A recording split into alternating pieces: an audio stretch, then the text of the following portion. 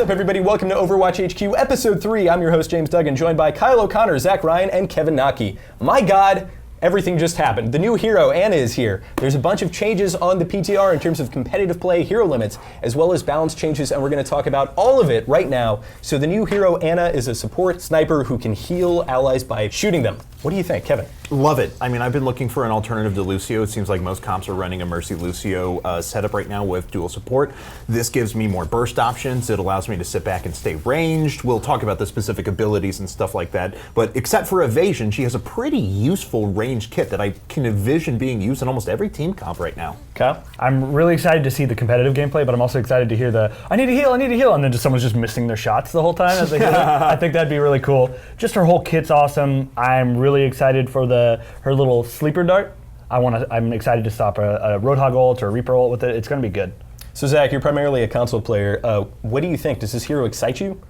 Yeah, absolutely. So I mostly play as D.Va or Zenyatta. So as a kind of counterpoint to Zenyatta, I feel like this character could be very interesting to me, very different, but also the same. You know, like I like the idea of being able to long range heal for a set amount, not over time like Zenyatta. So like I don't know. I think it could be interesting. Can I just jump in and say as well that like I really appreciate the way that Blizzard released this character. Yeah. We have so many hero games recently, so many free-to-play hero games, and people like to drag out hero releases over months. Yeah. Blizzard, in very non-Blizzard style, I might add, just came out today and was like, "This is the character. Here you go. Play it." Give me that kind of release, like henceforth. Yes, yeah. I would love. If this is the precedent they're that setting, sort of awesome. tease, like, hey, we have X heroes and X maps coming sometime, but then to just be like, hey, good morning, here's a hero for you. Yeah. Like, ready to play. I love it. I play League of Legends and stuff like that, and they've got these really dramatic, like, huge events that'll show up, these teasers and hidden riddles, and then, like, 2 months later, you're gonna get the hero. Now Blizzard, like you said, is just boom. Hey, here's your hero. Enjoy. Play him on the PTR. Yeah. I think it's good. Counterpoint is a video producer. I came in this morning. I was like, I wonder if we have anything on Overwatch. Went on the Reddit, and it's just like, oh no! And made like 10 videos, gameplay clips, a rewind.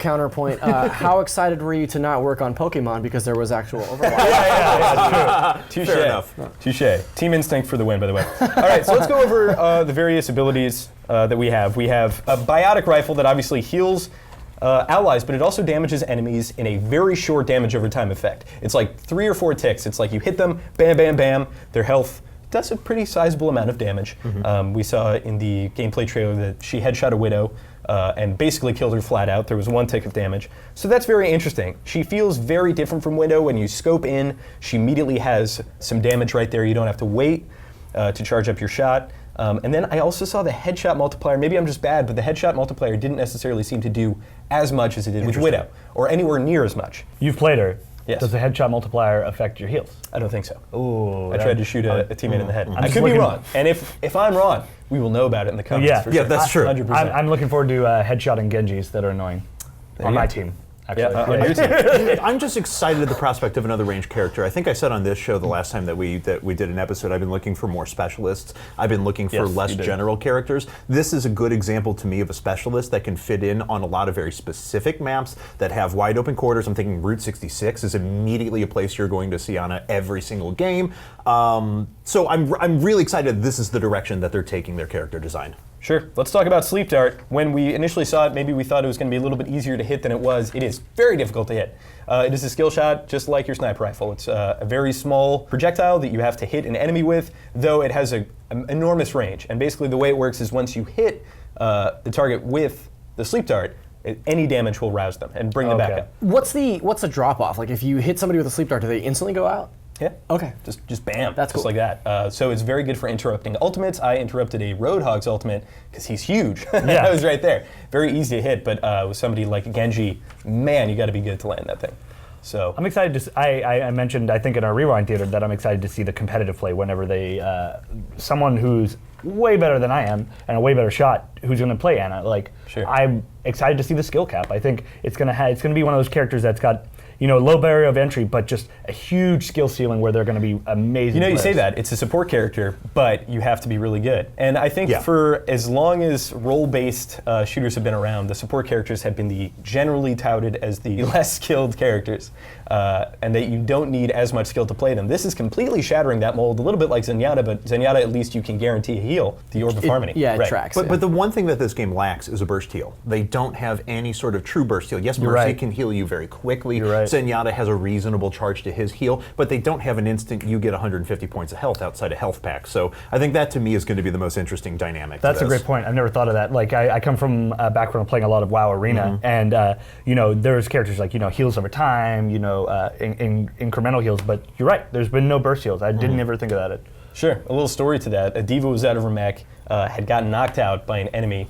And basically, she had a sliver of health left. And I came around a corner and shot through 2 doors and hit her, and she went almost right back up to full. So it was a very interesting feeling. Wow. Like you said, it's how fast do you fire? So if Roadhog's low, you can just I see what you're saying. The rate of fire. No, you need to manually kind of cocky shot Makes in there. sense. I mean, I think that's reasonable considering the amount of heals in burst that you can actually do. So it has to be that way. Yeah, I was just wondering, see how that can go. And Biotic Grenade. Now this is an ability that I think a lot of people are confused about. It prevents healing on enemies and increases healing on allies. So on allies, it's extremely situational.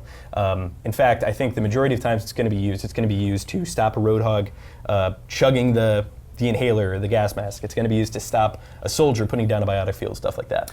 Can I bold prediction this? Sure. I think this is going to be the ability that impacts competitive play the most of anything that she does. Burst heal is great. It makes her an initial support kit or something like that, but just being able to throw this in and be like, F all your healing for the next few seconds on this critical choke point or on this critical payload point right at the end. Like, that's what so many teams rely on right now is that instant sustained burst right at the end. And if that completely goes away, that's a huge swing for your team. That's the kind of thing that'll stop a team in its tracks, for sure. It'll also be, I also agree with you, I think that's going to be the indicator of the high skill players, because that's awareness plus skill plus everything. It's going to be like the wombo combo with ults. Like if your Lucio's like I'm about to pump up the jams or whatever, and you just throw your biotic grenade, that's just going to increase all the heals on everyone in there. Well, actually, so Lucio's thing is shielding. So it doesn't stop Lucio's ult and it doesn't increase Lucio's. Oh, pump up the jam, yes. Yeah. Just his EP is increased. So it does not, as far as I know, does not counter drop the beat because that is just counter armor shielding. I was talking about when he's got his healing aura and you pump that up. That's actually a significant amount of heal, especially if it's on 3 or 4 people or something and like soldier. That. Yeah. So I'm excited to see how that goes. That's going to be the indicator of good or bad. Sure. Finally, her ultimate nano boost has been underwhelming for people. I've seen reactions being like, "This isn't great." It's great. I'm excited. Insanely good. I'm hyped. You turn somebody into think of it as like the TF2 medic when you uber charge and pop that. It makes them nigh unkillable, incredible damage output, and then also just super fast. So it works really well with the Genji ultimate. It works really well if you're doing it on a Reinhardt. Blossom. Right. Wow. It's going to work well. My Reinhardt dreams are just in my head. I've just got all these situations. Anyone who initiates by needing to be in front of the other team. This would even help something like, Barrage, for example. We give a little bit more survivability, increase the damage output. I think it works with almost everything. That's what's so cool about it. I can't think of a character that's not going to benefit from it in some way. Yeah. Maybe Mercy. That pistol action. Yeah, though. I mean, potentially any other healer, right? Like, might not get the full benefit of, say, any other attack. I did it to another. I keep wanting to call her Sombra, which, by the way, that skin that is associated with Sombra is one of her skins. So I'm thinking that's just not a character. I think it's a scenario where you know how Hanzo and Genji were one character at one point. I think it's the opposite of that, where they had these 2 characters and they're like, let's just put the 2 of them together. Right. Yep. But anyway, I did it to another Ana, and man, regrets instantly. I gave her the ultimate by accident, and then she was like, "What do you want me to do?" I have no idea. I'm excited to see the synergy between multiple supports. So you have, I'm a Reinhardt player. I love Reinhardt. He's my baby. So you get a nano boost. He's a big baby. He's a big baby. I love him. I started playing him and I poured hours into him. Anyway, catchphrase. Yeah, I know. So I'm excited to see a Reinhardt get a nano boost and then Lucio speed or Mercy damage as well. That's, oh my god, the dream. Yeah, it's unstoppable. Oh, and just imagine that happening and then he ults and then fireballs and charges into you. Yeah, that's nuts. Oh god, right. I could. Let's quickly talk about lore because we have just a ton to get through. Yesterday we didn't really have much. We had a screenshot to go off of. And as of like 2 hours ago. Oh my god. Okay, so lore, Farah's mom, which is really exciting to me because there's that, so right off the bat, I wanted to know what is the resistance, what is the tension between Farah and her mother? Because whenever you're on a map with Soldier, Soldier's like, your mom was awesome. And Your then- mother would be proud. And then Farrah's like, nah, you didn't know her, man. Yeah. Well, now we have mom and dad, Soldier and Anna. I'm so I happy know, about this. I know, So, I yeah. know. Too funny. So the tension that it came from, she fought for a better life for her daughter, and she didn't want her daughter to be a soldier, basically. And Farrah was like, I'm my own person. I get to choose what I get to do. And that apparently wasn't good enough for her. But also, her gun was conceived by Torbjorn and Mercy was very disappointed when they weaponized it and turned it into a, something that could do harm as opposed to help. And then finally, she hesitated killing Widowmaker in the lore trailer for some reason. And I can only imagine that it was because she knew Widowmaker personally before she became Widowmaker. Man, the lore beats keep coming. It's so I cool. like the lore. People are talking about the lack of story mode, but I like having to not get spoon-fed the story, like, hearing the lore, seeing the pictures in the game. Like, there's a picture of Torbjorn and Mercy in their Halloween costumes. There's, like, all this stuff hidden in the game, and I like hearing that. And I'm excited to hear the interactions between Farrah and her mom and Widowmaker, Anna and Soldier. Like, I'm excited to see that. Anna and Mercy, what are they going to go? Like, what's going to be said there? I'm excited for that. Yeah, I think it's a lot of that in-game dialogue, even as short as it is, that can reveal a lot about a character. And I think that that's one thing that Overwatch does really smart. It kind of takes this Dark Souls approach to the lore is there if you're willing to look for it, if you're willing to work for it. That's and a I good- think that this is just another example of that kind of storytelling. And as someone who only grinds like 4,000 competitive games, don't have to worry about it if I don't want to. Well, I was going to say, you've probably already heard literally every line that there possibly could be, though I heard a new one. I heard my favorite the other. We Yeah, were you- in the you tell game. it, you tell it. Man, it was the best. It was so unexpected. We're playing a competitive game. We got a full squad, and we're rolling out. And we have a Lucio and a Bastion about to set up. And then Lucio goes, "Hey, Bastion, listen to this. Beep boop, beep boop, boop." And then Bastion starts responding to. It's the greatest. Yeah, So, it was it was that's such an great, adorable yeah. interaction. awesome. I've never heard anyone positively interact with Bastion. Yeah. I wonder if they nice. hotfix Lucio that is in there, too because I positive, played though. hundreds of hours. He is super positive. I think every patch they add voice lines. I would imagine so. It's like he's in the We Happy Few. And he's just Lucio popping is those bullets gratingly out. positive. Yes, exactly. He's like, man, this team just looks great. Look at this team. We're going to do What? great things. It's like, I hate you. I know. Why would Shut up, be why more would you be negative. that happy? You're a famous DJ Yeah, and you're on that's true. I rollerblades guess all the that's true. time. Yeah, famous DJ rocket player. Yeah. That's very true. I like it. It's a nice break from hearing people telling me like, "Oh, we're just lost," or "I'm so mad about what just happened." And Lucia's like, "This is a great team." So Anna, obviously, all the hotness on the PTR, but there are so many other changes, and we're going to go over them right now. The biggest one, besides specific balance changes, is probably the one hero per team in competitive play. Yeah. Now, this is something we Yes. talked about on the show before. We were told initially that was not going to happen. That is not the case on live right now. On live, you can queue up as 6 Winstons, 6 Lucias, what have you. Right. And Kevin, since you are our esports guy, you've been monitoring what people are queuing up as in that format. So tell us how this is going to affect competitive play. Yeah, so let me kind of break down how like team comps are in the pro scene right now. So you generally have one of two different kinds of tournaments right now. You have tournaments that have a one hero limit cap, like is being implemented here in this competitive mode, and then you have tournaments that don't. So the big tournament right now that doesn't is the new ESL $100,000 tournament that's going to be happening at Gamescom. And throughout a lot of the qualifiers, every time you get to a King of the Hill control map, that would be Nepal, Ilios, Lijiang Tower, it's 2 Winston, 2 Lucio, 2 Tracer on each side every single game. And it was every single time. Occasionally you would throw in a Zarya or something like that, but that was it. Because of the nature of the maps, relatively short walk distances, but the fact that fights could be sustained, you always needed to prioritize characters that could get there very quickly. Now, anytime that we've had those maps in a one hero limit tournament setting, it's been a lot more interesting. You don't even see Winston some of the time because people need to craft a different composition. And while I've been going back and forth on this for quite a long period of time, whether I like hero limits, whether I don't, having consumed now hundreds of hours of pro play, I really am in favor of a one hero limit. I do think it does the best job at breaking up and introducing new heroes, diversifying the comps, and making sure that you really have to think situationally about what characters you're switching to. So I am in large support of this. I think it's going to be great for the pro scene. It's also going to unify tournaments and the competitive scene in game, which is critical for a game that wants to be a big esport. Yeah, you said something to me earlier talking about the disparity between if there is a private, kind of ESL, kind of just the pro scene is doing something totally different than what is supported first party by Blizzard. Then it's going to be bad news, basically. Absolutely. So to kind of expand on what you're talking about, Valve, for example, actually does very well at making the tournament experience that pros actually play and what you watch when you're watching big esports events mirror exactly what you get when you're playing competitive ladder in CSGO or Dota. There is almost no difference difference between those experiences. So it's really easy for people to kind of go back and forth between those various kinds of content. And typically games that have done a better job of doing that, preserving the competitive experience in-game, have done better long-term, had more stable scenes. So I think this is a good move in every respect.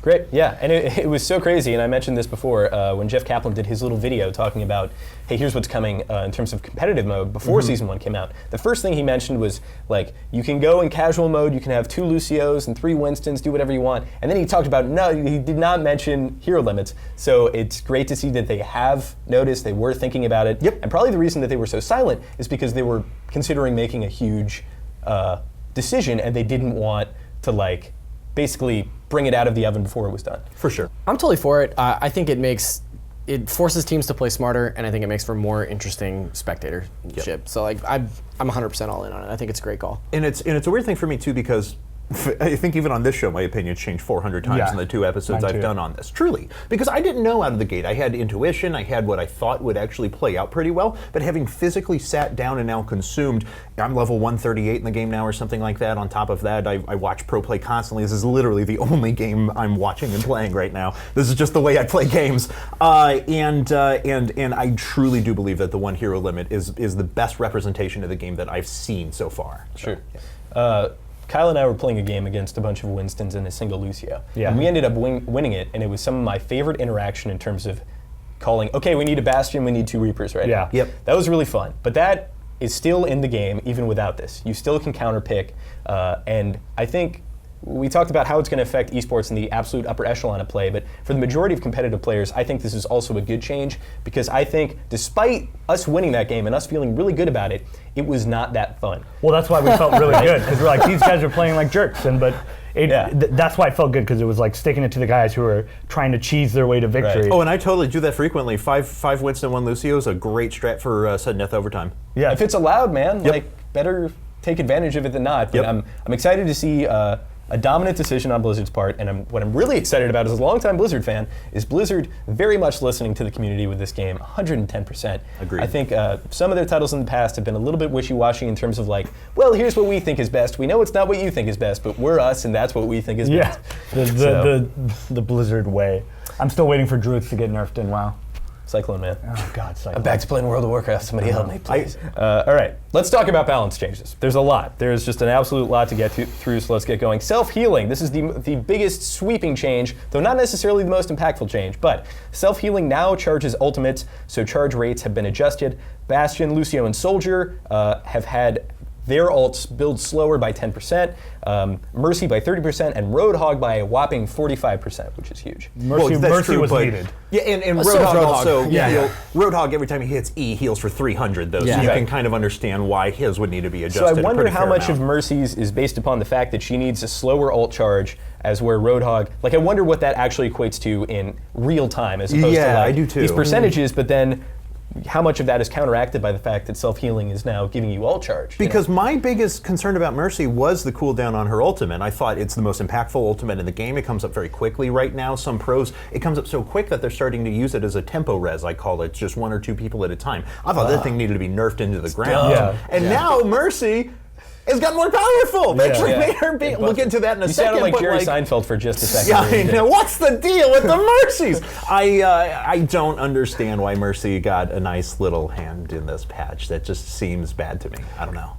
I have to say, I totally have to agree with that. I think that I'm not super in love with the mechanic in terms of like, okay, you have a Mercy and she's just going to run out and then she's going to Guardian Angel back in right before the fight ends and she's going to res everybody, so I know I have to fight this team twice. And if we don't have a Mercy on our team, then that's an advantage that we don't have. And I don't necessarily think that's such a great gameplay mechanic. Yeah, because they also changed the way her ult works too. Usually you would have to fly in and you'd be stunned yourself for a couple of seconds while you res people. Now you get to keep walking. So now she's more survivable And it in her resets her ult. Guardian Angel, right? Yes. So now she's gotten so much better, and her damage output has been increased as well because her damage boost beam is gone from 30 to 50% damage Yeah, but she boost. needed a damage boost. Like out of any of the changes, like I feel like she needed a No, damage the boost. point of, okay, so here's where I rail against characters in this game that are good overall heroes. I like characters that are hyper specialized, and when you add more offensive output to her, she kind of continues to fit that mold. You know what I'm saying? I liked when she was just pure support, pure heals, protector, because she can defend herself. Right. I thought that was an interesting interesting strategic mechanic. You know, I can understand this change, but she needed a buff, really? Of any of the That supports? sound you heard a couple moments ago was the sound of Kevin Aki's brain exploding in his head. Yeah. I play way too much Overwatch, so this No, is all totally very big I understand the information. frustration. Yeah, I think it's really dumb when we wipe a team.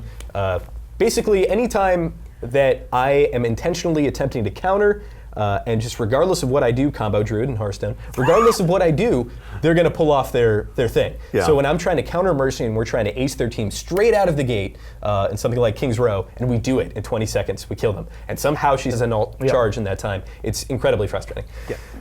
I don't know.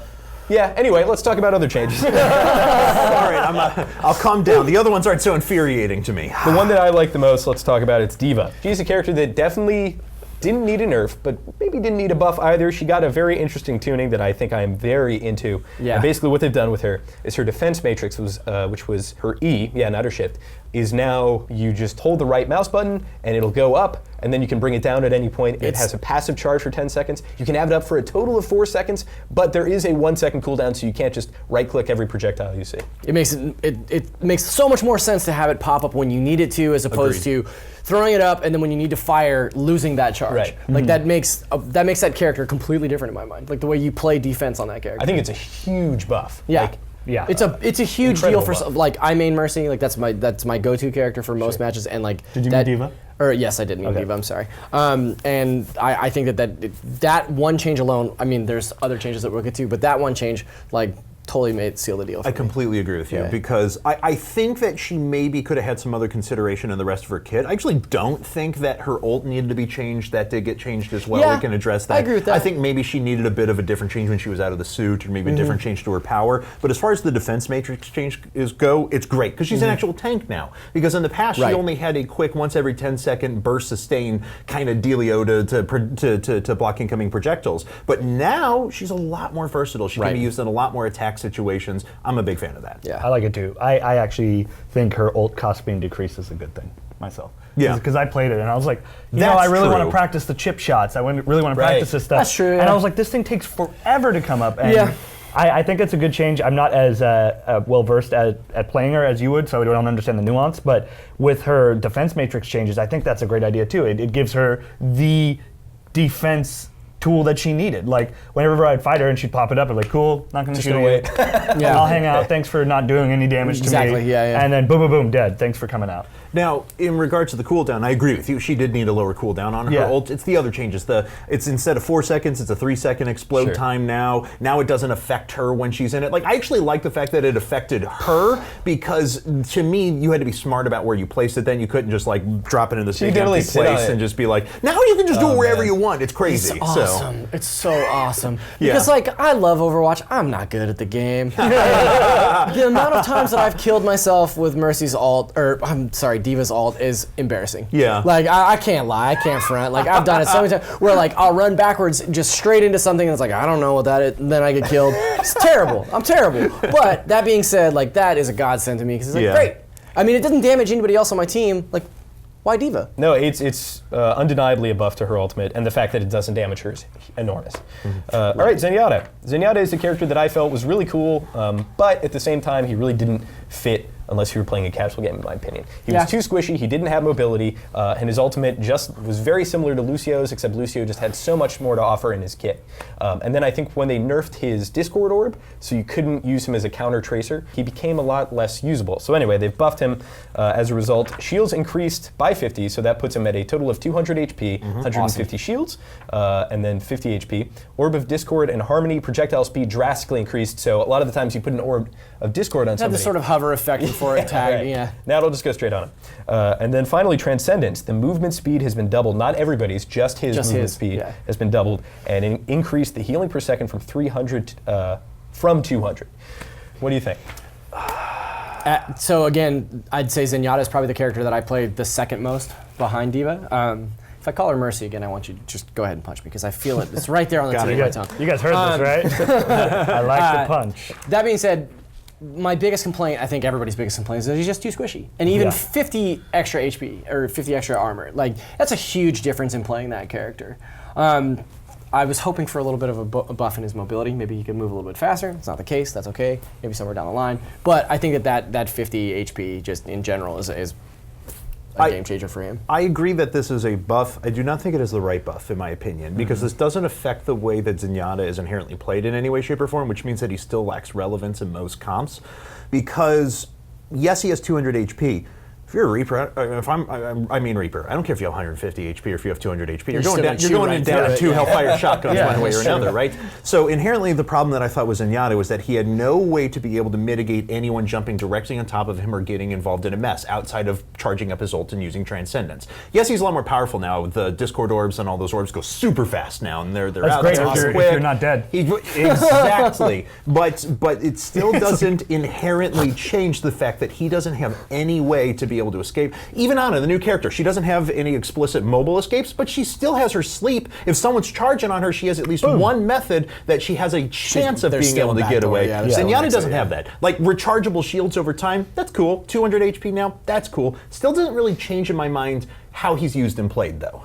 Yeah, it's great when you're taking a lot of like damage from afar and you can kind of go behind a corner or behind a Reinhardt shield and charge, but that's not how you die as Zenyatta a lot of the time. He was a character that I didn't necessarily enjoy a ton of. I like the idea of, but playing him, yeah, I just didn't feel like I could express myself like killing cartoon characters. We are one. I'm sorry. Yeah, I really like his whole aesthetic and the whole idea that he trained Genji to like. Dude, and his map, Nepal is my favorite map by far, aesthetically and just to play. I think it's fun. You know, I know it was on Reddit, but I really like you guys all. I know I showed you two guys the guy who had like a theory idea of what he would add to change Zenyatta. I love that. Oh, you were telling me about this as well. I thought it was. That would have just like absolutely changed my opinion. Can you quickly recite it? Yeah, absolutely. So instead of Zenyatta's charge, where he holds it up and then fires all of his ammo, he had that alternate fire be the balls would spin around you and it would consume ammo while it's spinning, and instead of reflecting damage like Genji, it would deflect damage around. And I thought that was the greatest aesthetic. It was called Moment of Peace. It sounded like survivability, so you could cross a gap that's being covered by a sniper and not just get wrecked. Yeah. It also was an implication that Genji maybe taught Zenyatta something, and that was also cool to me. I thought I would rather have gone for that than any of these Well, change. we'll find that Reddit username's name. Yeah, I would love to have given credit. Now. Yeah. So he did just get credit. No, he did get credit. Anyway, that's fantastic. And that would help eliminate some of the things that you were talking about. Exactly. Too. That's exactly it. If somebody closed that gap and you could deflect those bullets coming in from a Reaper. And then at least be like, help guys, help. Like really now, even if you say help, there's very little people. Or at least give you enough time to try and backpedal. Yeah, and it also gives you the idea of like, hey, I've got to watch my ammo in case someone rolls up on me real fast, so I can have enough ammo to deflect a shot. Yeah, I had thought about something even along the lines of like, what if he could build up like 2 charges and had like a quick phase that he could like get out of the way of projectiles or something like that, you know? But just he needed something, in my opinion, to just give him the ability to go, and at least have a way to mitigate what's coming at him. What if he just doesn't have that right now. What if he just quit floating around and took a little jog? Yeah, exactly. Come on, be lazy. That would be so funny robot. if one of his abilities was just like just jump off his cloud, dropped his whole aesthetic. He's like, oh no! He just talks like that. I love it. He doesn't even. He has no accent whatsoever. He's from Jersey. It's all just. This conversation was great, and I really took that train off the rails. Let's talk about 2 changes that are very small in the patch notes, but are huge in terms of their implications, and that is a buff to McCree and a nerf to Soldier. The buff to McCree, going back to the beta iteration, maintains full damage at range with fall off at extreme distances. I was playing him and I felt that, okay, now he's not that great close. He's still pretty good, but I feel like he could maybe use some of that range back, and it's interesting to see. I feel like he's now just the pick over Soldier because the Soldier nerf was spread recovery will begin after a short delay. And Kevin, explain why this is a huge huge so 2 things off of this. So the McCree buff is not actually a McCree buff, it's a Pharah nerf. And let's be honest here. Let's be totally honest. Contextual nerf, you're right. Pharah has been dominating competitive play right now just because of the amount of AoE splash that she puts out there, and there is no effective counter to her at the moment. And I'm way too broad. We don't have enough time to go into all of that. Yes, there are counters to Pharah, but nothing that is immediately evident. So the initial nerf to McCree way back when was this damage at range, and that's when I thought he was too powerful. Fan of the Hammer's annoying, it's really ridiculous, I'm glad they nerfed the damage, I think it made tanks more relevant, but this, in my opinion, was the true problem to McCree way back when. He was a big deal, He was a freaking sniper by himself. Yes, they have the fall at extreme ranges, I'm really going to put in some PTR time on McCree. Now, in regards to the Soldier nerf that you said, so basically what happens, like you were saying, normally you're able to kind of use a burst fire pattern with Soldier in the past. You could just do, he had 25 shots, and yes, you could do full auto, but he'd have a giant bloom by the time you're at the end of your clip. If you do a quick little burst fire, he never loses his accuracy. He's always at 100% accuracy, and that's what made him so cool, is because you could track, great hit scan, character, you could do wonderful damage with him. But now there's actually a delay in the bloom coming back down once you use shots. I want to know how long that is, because even if it's a 10 or 20%, nerf or something like that, that's a 10 or 20% damage nerf to Soldier overall. That's huge. And given that he was the #1 default DPS pick in terms of like just fitting into any comp right now, that's a big deal to him. Yeah. I completely agree with everything you just said. Yeah, I'm sorry, I get into the really minute, like competitive changes, but like this is a big deal to top level Soldier competitive play. So I will say that Blizzard, when it was coming out of beta, they felt that McCree, with his range, was just too good all around. Yeah. He was super deadly at range, he was super deadly up close, and there was no weak point. Now, is the weak point supposed to be when he's up close, or maybe just hope that he isn't really good at aim? I don't know. I think there are some characters that are going to counter him, but... Yeah, I haven't had an opportunity to go hands-on yet with any of the changes that they made, but I'm first thing when I get home tonight. I'm really excited to jump on, especially Zenyatta. I really want to see what those changes feel like. So. I'm going to jump on the PTR and try out Anna, for sure. I might do it right after this episode. Yeah, D.Va too. I was playing against a D.Va, and her Matrix came up, and I was like, cool, just gonna wait. And then her Matrix came down, and it was like, haha, and then it came up again. I was like, oh, right, there's a change. But I love that change, and a lot to look forward to here. Anyway, I think that about wraps it up. Thank you so much for tuning in, everybody. This has been Overwatch HQ Episode 3. A lot of people have been asking about the regularity of the show, and to be totally honest, it's really difficult when we get absolutely nothing for weeks, and then we just get we get a huge patch that's like, necessitates an episode. So I think that's the beauty of HQ. You know what I mean? Right. It's contextual as to when there's news, when there's stuff that needs to be discussed. We'll talk about it. Yeah. And for all things Overwatch, you're already in the right place at Overwatch HQ.